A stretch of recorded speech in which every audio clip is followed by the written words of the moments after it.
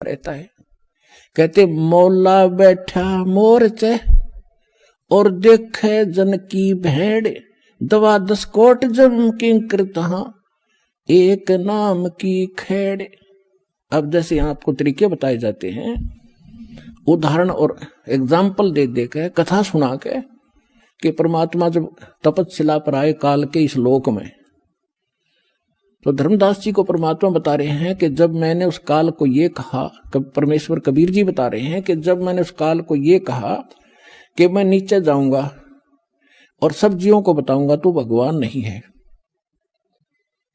और सब गलत मंत्र जाप कर रहे हैं, उनको यथार्थ ज्ञान दूंगा, यथार्थ मंत्र दूंगा और सब जीवों को पार करके सतलोक ले जाऊंगा। आपने तने बहुत दुखी कर दिया इनको, भगवान की आत्माओं को। तब वो काल इतना ताकतवर है कि मेरे ऊपर झपट्टा मारा मारने के लिए, तो मैंने सतनाम का जाप शुरू कर दिया। और जो ही मैंने सिमरन किया श्वास से, ऐसे गिर गया जैसे पक्षी की पांख कट जाती है। तो कहने का भाव ये है कि जब आप पर कोई आपत्ति आती है, प्रथम मंत्र मिला है तो उसका सिमरन कर दिए शुरू, और सेकंड मिला है सतनाम तो सतनाम का सिमरन शुरू कर दीजिए। सार नाम मिला है तो वो तो कहना है क्या है, वो सिमरन कर दिए। तो तीनों ही एक जैसा प्रोटेक्शन करेंगे यहाँ की आपदाओं में। तो यहाँ परमात्मा हमें बताना चाह रहे हैं, तो यहाँ हमें बताना चाह रहे हैं कि जब कोई भी आपत्ति आवे तो अपने श्वास का सिमरन आपने शुरू कर देना चाहिए। और उस श्वास उसके अंदर जैसे मौला बैठा मोरचे और देखे जन की भेड़, भेड़ माने भिड़ंत, यानी किस तरीके से ये लड़ता है। जैसे एक सैनिक है और उसके पास बंदूक है, गन है, अब वो गन न छोड़ के और पत्थर ठाको मारने चल रहे तो किसा क्या कल है उसके अंदर। तो आपको ये सतनाम, ये नाम की एक बंदूक दे रखी है, हथियार दे रखा है इस काल के दूतों के साथ लड़ने के लिए। अब जब आपके ऊपर आपत्ति आती है, यम के दूत आते हैं, चाहे परमात्मा लिखा, गरीबदास जी ने लिखा है कि वो परमात्मा आपकी हर गतिविधि देखता भक्त की, और आपको ये भी देखता है कि वो किस तरह से उनसे निपटेगा काल के दूतों से। कहते 12 करोड़ यम के दूत, 4 दूतों की तो बात ही छोड़ो जो तुम्हें लेने आते हैं। अगर 12 करोड़ यम के दूत सामने खड़े हों और आपने एक सिमरन कर दिया, वो 12 करोड़ न्यू पड़ेंगे, जाके एक दूसरे के ऊपर उछलते भागते नजर आओगे, न्यू मैदान साफ कर जाएंगे।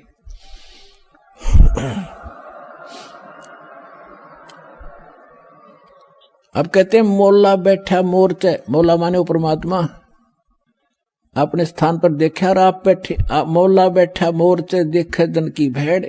जो मोर्चे में भक्त बैठा है, यानी मोर्चा है हमारा हर काल का ही, उसके साथ हम लड़ रहे हैं, संघर्ष कर रहे हैं, भक्ति कर रहे हैं, हरि सिमरन कर रहे हैं। और कहते हैं उस जैसे आपत्ति आती है उस समय अपना सिमरन शुरू करो दाता का, सब बातें भूल के। और वहां नो का हरी मां मर गया बचाइए तो कहेगा भगत है वो। तो परमात्मा ये देखता है कि वहां आप कैसे, कौन सा फार्मूला अपनाओगे, तो वो तरीके आपको यहां बताए जाते हैं। तो वहां एग्जाम होगा त्रिकुटी बजा का आपका। तो यहां परमात्मा कहते मौला बैठा मोरचा देखे जन की भेड़, आपकी लड़ाई देखता है, भिड़ंत देखता है, यो कैसे मुकाबला करता है। बंदूक धर के पत्थर ठाता है या बंदूक दिखावा है, तो फिर ज्यादा फर्क पड़ जाए, बंदूक दिखाते हैं। तो सिमरन स्वरूप नाम के सिमरन से संकट टलेंगे। और कहते हैं 12 कोट जम किंकर जहां, 12 दूत यम के दूत सारे के सारे आपके सामने आ जाओ, और एक नाम की खेड़, खेड़ माने टक्कर, नुमारा सब गिरता चल तगड़ा आदमी होता है। तो ऐसे वो मंत्र की इतनी जबरदस्त शक्ति है, क्योंकि ये ज्ञान जो बोला गया था सिंपल और अनएजुकेटेड व्यक्ति थे, उनको सिंपल लैंग्वेज में समझाना था। तो वो परमात्मा आपकी भिड़ंत यानी आपकी एक्सरसाइज देखता है कैसे कर रहा है।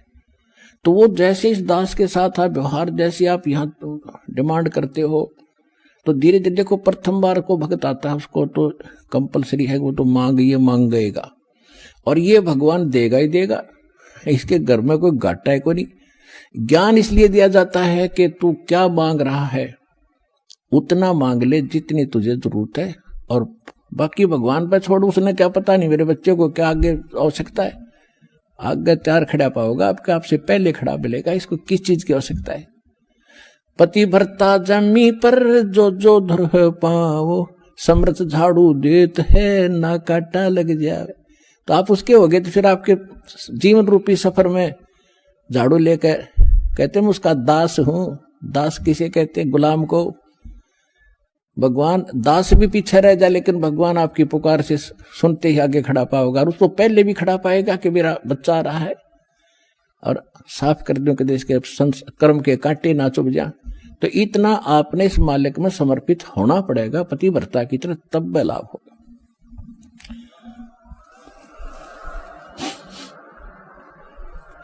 जब आप त्रिकुटी पर पहुंचोगे, अब जैसा भाव आपका यहां है, जैसे सोपन में भी फिर ऐसा ही करते हैं, जैसा आप अपने जागृत जीवन में कर रहे हो दिन में, ऐसा ही आपका फिर स्वप्न होगा। ये स्वप्न दिन में कोई केले बेचे रेडी लगा के बाजार में, वो करता ले 10 के 20, 10 के 20, 10 के 20, 8 के 20, 8 के 20, ऐसा नहीं मिलेगा। तो सपने में फिर वो नहीं बोलेगा ले 10 के 20, 10 के 20। तो अब जैसा रिहर्सल आप यहां कर रहे हो, जब आपकी मृत्यु होगी आपको स्वप्न होगा, और उस स्वप्न में आप जो यहां कर रहे हो वही वहां बोलोगे जाके भगवान के दरबार में, भगवान के सामने। तो इसलिए पहले देखो, ये तो मालिक है, आपको टाइम देगा पूरा, आपकी उम्र बढ़ाओगा जब भक्ति नीत रखोगे तो, और तब तक आपकी यहाँ की संसारिक सुविधा भी सारी सेट कर देगा, क्योंकि उसको मालूम है ये जीव है। और कितना ज्ञान सुना ले, जब तक, अब सीधी सी बात है, जब तक पैर में काटा है इतना कितनी सलाह दे ले जूता पहन ले, जूता पहन ले, कतई नहीं पहन सकता। वो तो काटा काट निकालना ही पड़ेगा जब जूता पुराना है। तो ये दास आपसे भक्ति करावेगा तो आपके ये कर्म के काटे ये दुख जरूर दूर करेगा, ये गारंटी समझे।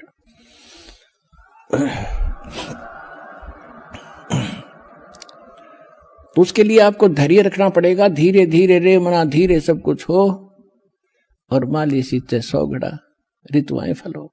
फिर गुरु मानुष कर जानते, गुरु बिन माल, गुरु मानुष कर जानते ते नर कहीं है अंध, ओ है दुखी संसार में फिर आगे काल के फंद।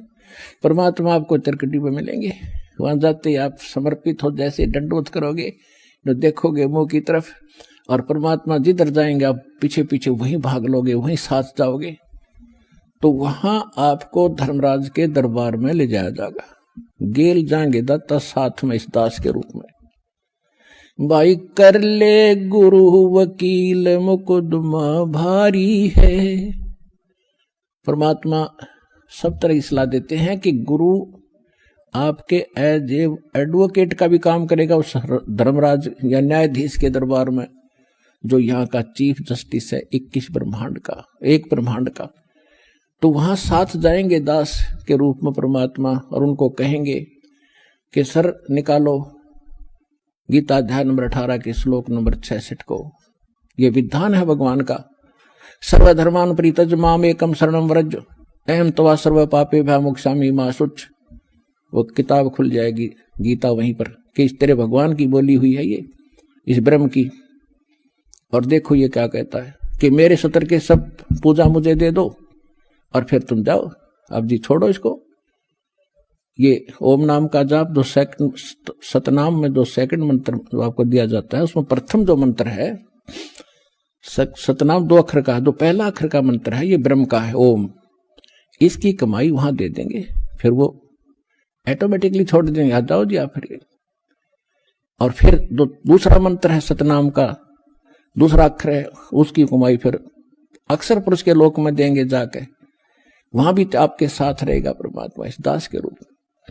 और जब फिर 11वां द्वार पार किया, फिर 12वें द्वार को पार करके तब सतलोक में जाया जाएगा। ये 11वां द्वार, कोई 10वें द्वार तक अटक रहा है, एक न कि 11वीं खिड़की पर सुन ली अधूरा सधूरा। ये थे नीम हकीम, ये मधु परमहंस रांझडी वाला, 11वीं खिड़की आगे किशन नहीं पाई आज तक। ये थे काल के दूत, और परमात्मा को पता था कि इन मेरा संत धोएगा जाके सारे की पोल पाड़ देगा। तो वो 12वां द्वार पार करके सतलोक में प्रवेश करेंगे। और तब वहां चले जाएंगे जहां लौटकर कभी नहीं आते। तो परमात्मा की भक्ति और साथ में गुरु का यूं सहयोग आपको सदा बनाए रखना पड़ेगा। गुरु को सिर पर राखियो,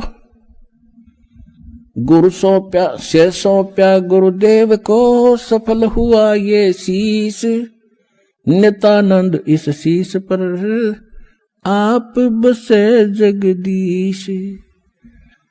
कोटि जीव कोटि शीश तन दे लिए, जमराजा की फेंट, एक शीश देख ले सतगुरु अपने की भेंट। कहते इस काल को तने असंख्य शीश दे दिए, कित बेमौत मारा तेरे को, और एक शीश गुरु को देकर देख सतगुरु को। शीश देने का मतलब ये नहीं काट कर देना। एक गुरु शिष्य थे और गुरु उनको पढ़ा करते थे, बेटा गुरु की आज्ञा का पालन होना चाहिए, गुरु को भगवान के तुल्य मानना चाहिए। एक दिन उस गुरु ने परीक्षा लेनी चाहिए और कहा कि भाई आज मैं आपसे एक आदेश करता हूं। 5-7 भगत थे गुरु चेले, तो सब चेले कहने लगे जो आदेश हो गुरुदेव, कि भी मेरे सर में 5-5 जूते मारो।